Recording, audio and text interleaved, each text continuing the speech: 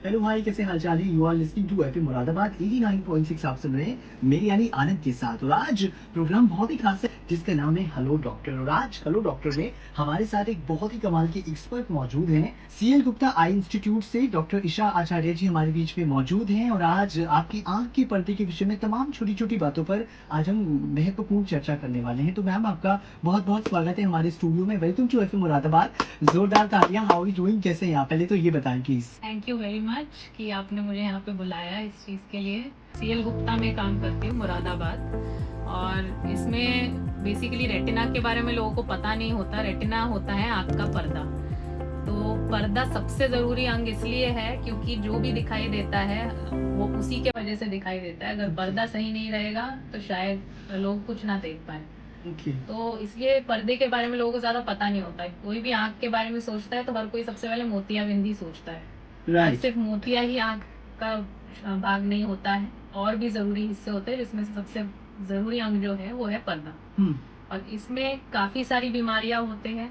जो आज हम डिस्कस कर रहे हैं वो तो डायबिटिक रेटिनोपैथी के ऊपर है, पर इसमें और भी बीमारियां होती है। बिल्कुल। अच्छा मैम, सबसे पहले मैं यही जानना चाहूंगा, डायबिटिक रेटिनोपैथी क्या होता है? इसके बारे में थोड़ा सा बताइए जरा हमारे लिसनर को। हाँ जी, तो बेसिकली डायबिटिक रेटिनोपैथी नाम में ही लिखा है कि डायबिटिक मतलब जो भी लोगों को ब्लड शुगर की प्रॉब्लम होती है, बीमारी होती है, वो चीज पर्दे में भी असर करने लग जाती है। तो इसको देखने के लिए हमें पर्दे का ही चेकअप कराते रहना चाहिए। तो ये पर्दा क्या है, इसको समझाने के लिए मैं यही कहूंगी कि जैसे मान लीजिए एक कैमरा होता है। कैमरा का जो आगे का शीशा होता है वो तो हो गया आपका लेंस, जिसको हम मोतिये के लिए बोलते हैं। पर उसके बाद भी जब हम फोटो खींचते हैं तो जो फिल्म में सब कुछ कैप्चर होता है वो हमारा सबसे इम्पोर्टेंट चीज है। अगर फिल्म ही नहीं हुई तो आगे फोटो भी नहीं निकलेगा। बिल्कुल। तो ये जो फिल्म है यही हमारा पर्दा होता है, यही हमारा रेटिना होता है। अगर यही नहीं रहेगा तो आगे कुछ नहीं दिखाई दे। तो इसीलिए हमें डायबिटीज में सबसे जरूरी चीज जो है वो है पर्दा, वही अफेक्ट होने लग जाती है। इसलिए हमें पर्दे का चेकअप कराते रहना चाहिए और उसी से ही हम डायबिटिक रेटिनोपैथी जैसी बीमारियों को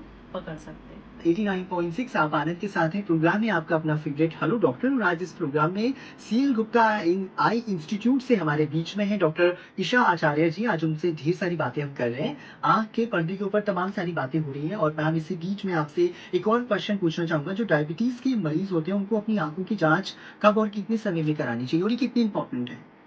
हाँ जी, तो ये बताने से पहले मैं ये बताना चाहूंगी कि डायबिटीज सबको लगता है शायद एक उम्र के बाद आती है। हाँ जी मैम, और ये जरूरी है जानना कि ये किस एज में ये हो सकती है, ये भी प्लीज आप बताइए। तो मेनली सबको यही लगता है कि ये बुढ़ापे की बीमारी है, एक एज के बाद जाके आएगी। वो जो हम बोल रहे हैं वो होता है टाइप 2 डायबिटीज। ठीक है। पर अभी ये भी है कि टाइप 1 डायबिटीज भी एक चीज होती है जिसमें जो बच्चा होता है, बल्कि शुरुआत में ही ये डिटेक्ट हो जाता है कि उसमें इंसुलिन ही नहीं बन रहा होता है, तो शुगर अपने आप ही बढ़ता रहता है इन बच्चों का। तो इन लोग को इंसुलिन डिपेंडेंट डायबिटीज बोला जाता है, क्योंकि वो इंसुलिन उनको बाहर से देना पड़ता है तब जाके उनका शुगर कंट्रोल में रहता है। तो ऐसे लोगों को मतलब ऐसे बच्चों को भी डायबिटीज की शिकायत हो जाती है। अब कब कब चेकअप होना चाहिए ये डिपेंड करता है कि वो टाइप 1 डायबिटीज है या टाइप 2 है। टाइप 2 जैसे कि मैंने कहा एक उम्र के साथ जैसे जैसे बढ़ती आती रहती है। टाइप 2 डायबिटीज वालों को तो जैसे ही डिटेक्ट हुआ उसी टाइम एक बार पर्दे का चेकअप करा लेना चाहिए। जबकि टाइप 1 डायबिटीज जो होता है उनके शुरुआत के 5 साल में वो डायबिटिक रेटिनोपैथी का रिस्क इतना नहीं होता है, तो उनको शुरू के 5 साल के बाद जाके एक चेकअप करा लेना चाहिए। भले उसके बाद हर साल एक एक बार चेकअप कराते रहना चाहिए। फर्क क्या है, जो ये यंग लोग हैं जिनमें टाइप 1 डायबिटीज होती है वो काफी हद तक सिवियर हो सकती है वक्त के साथ। तो उनको भी एक टाइम के बाद रेगुलर चेकअप कराते रहना चाहिए। जैसे मैंने बताया 5 साल के बाद से उनको रेगुलर चेकअप शुरू करवा देना चाहिए, कि वो भी उतने ही रिस्क में होते हैं डायबिटिक रेटिनोपैथी के जितना एक टाइप 2 डायबिटिक। तो इसीलिए उम्र की बात की जाए तो दोनों ही, यंग या फिर जो ओल्ड इंडिविजुअल्स हैं, उन दोनों में ही हमें डायबिटिक रेटिनोपैथी की स्क्रीनिंग करती रहती है। मैम, अगर किसी को डायबिटिक रेटिनोपैथी हो जाए तो क्या उसकी आंखों की रोशनी वापस आ सकती है? हाँ जी, जैसे मैंने कहा कि इसके स्टेजेस होते हैं। सही स्टेज पे सही इलाज किया जाएगा तो रोशनी आ सकती है। एंड स्टेज तक नहीं पहुंचने देना है, क्योंकि तब आपकी रोशनी बचाना बहुत मुश्किल हो जाता है। रक्त की नसें होती हैं, उसमें सूजन आ जाती है। उसकी वजह से कभी कभी या तो सूजन पर्दे में बहुत ज़्यादा आ सकती है, या ये नसें अगर फट जाए तो आँख के अंदर अचानक से ब्लड भी आ सकता है। तो ये सारी वजह होती है जिससे रोशनी अचानक से गिर सकती है। तो इसीलिए हमें चेकअप कराते ही रहना चाहिए, क्योंकि एक बार वही जैसे मैंने बताया, अगर बहुत ज़्यादा ब्लड आ जाए और धीरे-धीरे पर्दा भी उखड़ने लगे, वो एक ऐसा स्टेज है जहाँ पे मुश्किलें बढ़ जाती हैं और रोशनी आने की संभावना भी धीरे-धीरे कम होती चली जाती है। ओके मैम, क्या धुंधलापन भी इन सब चीज़ों से कनेक्ट है क्या? आँखों में अगर हल्का-हल्का हाँ ऐसा जी, तो धुंधलापन आने आँखों लगे का तो? धुंधलापन इसी सब से होता है। अगर पर्दे में सूजन आ जाए या पर्दे में ब्लड आ जाता है या खून आ जाता है, तो धुंधलापन इसमें बढ़ेगा ही बढ़ेगा। ओके। तो इसके अलग-अलग इलाज होते हैं जो हम करते हैं। धीरे-धीरे जब सिम्पटम्स आना शुरू होता है, मतलब ऑलरेडी बात बिगड़ चुकी है। तो धुंधलापन से ही शुरुआत होती है। कभी-कभी काले तिलमिले जैसे अचानक से दिखने लग जाए, तो इसका मतलब आपकी आँख में ब्लड आ रहा है, ये शिकायत हो सकती है। तो धुंधलापन, काले तिलमिले दिख डॉक्टर साहब, एक तो हमारे भारत में मैं कहूँगा ये सबसे बड़ी प्रॉब्लम यही है कि हमारी आंखों में कुछ भी होता है ना, हम तुरंत मेडिकल स्टोर पे जाते हैं, हम कोई भी एक ड्रॉप खरीदते हैं, आई ड्रॉप, और उसको अपनी आंखों में डाल लेते हैं बिना सोचे समझे, बिना पूछे। तो क्या ये करना चाहिए? बिल्कुल नहीं करना चाहिए। मैंने सुना है और देखा भी है कि मरीज जाके बस फार्मासिस्ट से पूछ लेते हैं और दवा डालने लग जाते हैं। बिल्कुल। वो नहीं जानते कि इस दवा का अपना खुद का साइड इफेक्ट होता है। वो तो लंबे समय तक डालते रहते हैं, अपना चेकअप टालते रहते हैं, पर तब तक में वो जो दवा है वो अपना साइड इफेक्ट कर चुका होता है। और जब वो हमारे पास आते हैं, बहुत बार उन्हें काले मोतिये की शिकायत या उनकी पुतली खराब होने की शिकायत, ये सारी चीजें भी हो सकती है। तो ये चीज़ बिल्कुल मैं रिकमेंड नहीं करूँगी। उनको कुछ भी दिक्कत हो, सबसे पहले किसी स्पेशलिस्ट डॉक्टर को ही दिखाना चाहिए और उस हिसाब से ही दवा चलानी चाहिए। जैसे मैंने बताया कि डायबिटिक रेटिनोपैथी में या तो सूजन बन सकती है या ब्लड आ सकता है या पर्दा उखड़ भी सकता है। तो इनके अलग अलग ट्रीटमेंट ऑप्शंस हैं। अगर पर्दे में सूजन वगैरह आता है तो डॉक्टर आपको आँख में इंजेक्शन लगाने के लिए भी रिकमेंड कर सकते हैं। जो ब्लड और ये सब आता है, कभी कभी उसमें हमें आँख में लेज़र भी करना पड़ता है। पर कभी अगर एंड स्टेज तक पहुंच रहा है और पर्दा उखड़ने की स्थिति आ रही है या जो ब्लड आया है वो साफ हो नहीं रहा है, तो हमें ऑपरेशन भी करना पड़ता है, जिसे हम विट्रेक्टमी ऑपरेशन कहते हैं।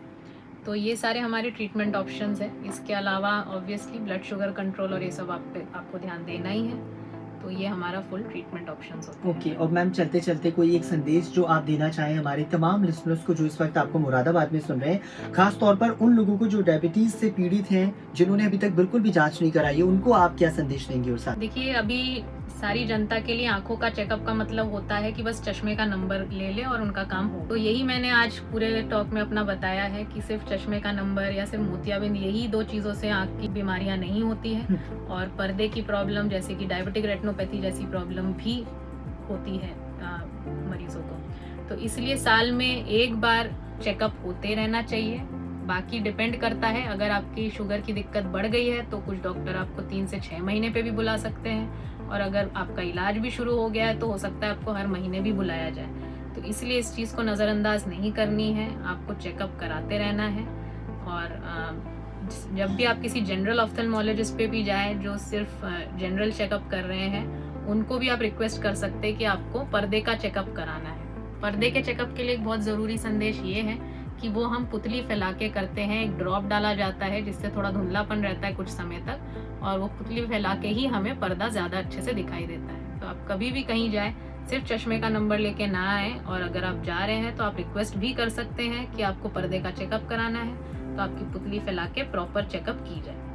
ये सब चीज़ें अगर आप भी इन्फॉर्म्ड रहेंगे, तो अगर आपको कोई और डॉक्टर देख रहा है जिसने चेकअप नहीं कर रखा या किसी तरह से मिस हो गया है, आप उनको ये चीज़ बोल सकते हैं और आपका प्रॉपर थरो चेकअप हो सकता है। Thank you so much. Doctor Isha Acharya ji हमारे बीच में थी एंड इन्होंने बहुत सारी इन्फॉर्मेशन दी। सीएल गुप्ता आई इंस्टीट्यूट से आज हम ढेर सारी बातचीत कर रहे थे। मैम, आंखों के पर्दे के बारे में हमने तमाम छोटे छोटे मुद्दों पर जो आज तमाम सारी इन्फॉर्मेशन दी है, उसके लिए थैंक यू सो मच। और मुझे पूरा विश्वास है कि हमारे जितने भी श्रोता इस वक्त हमें सुन रहे हैं, ऑफकोर्स उनको ये बहुत इन्फॉर्मेटिव लगने वाला है, एंड आई एम श्योर आप दोबारा फिर से आना चाहेंगे हमारी मुरादाबाद की जनता के लिए, फिर से कुछ और ढेर सारी इन्फॉर्मेशन लेकर आएंगी। बिल्कुल, थैंक यू सो मच कि आपने मुझे बुलाया, और ये बहुत जरूरी था कि आपके जनता तक ये बात पहुंचे। डेफिनेटली। और वो इस चीज की इम्पोर्टेंस को समझे। सबको Thank यही you so चाहिए कि much उनकी once again, आंखें ma'am. हमेशा स्वस्थ रहे और वो हमेशा ऐसे ही अच्छे से देखते रहे।